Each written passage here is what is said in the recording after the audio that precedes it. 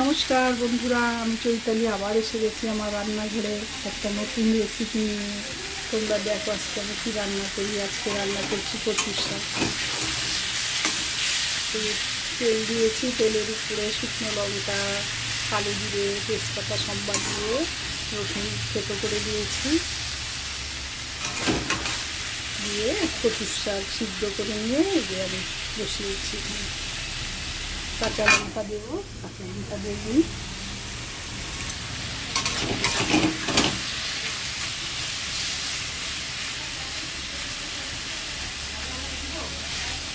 এই কচুর শাক অনেক রকমভাবেই খাওয়া যায়। ছোলা ভিজিয়ে রেখে ওইটা দিয়েও খাওয়া যায়, আবার মাছের মাথা থাকলে সেগুলো দিয়েও খাওয়া যায়, আবার নারকেল পুড়িয়ে দিয়েও খাওয়া যায়। অনেকভাবে কচুর শাক খাওয়া যায়। কচুর শাক খেতে বেশ ভালোই লাগে। তোমাদের কেমন লাগে আমাকে জানাবে কমেন্ট করে।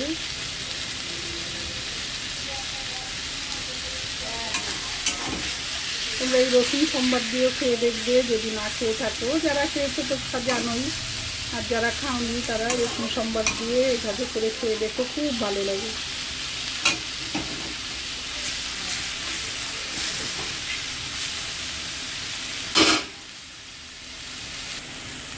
এবার আমি কাঁচা লঙ্কা দিয়ে দিলাম, চিড়ে রেখেছি, দিয়ে তেঁতোটাই দিয়ে দিলাম।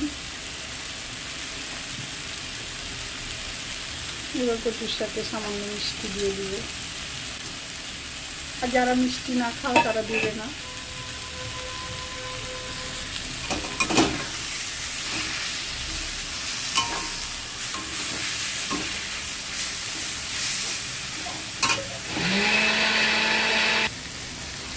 এবারে যে কচুর শাকটায় আমি লেবু চিপে দিয়ে দিলাম।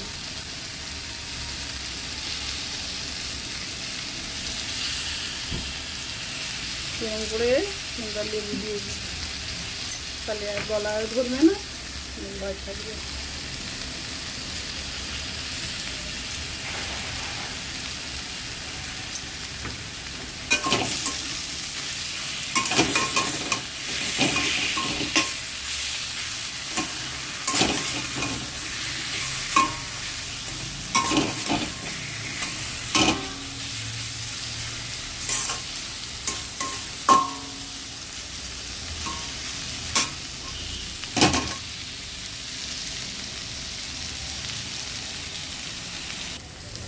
আমার কচুর শাকটা হয়ে গেছে, এখন আমি নামিয়ে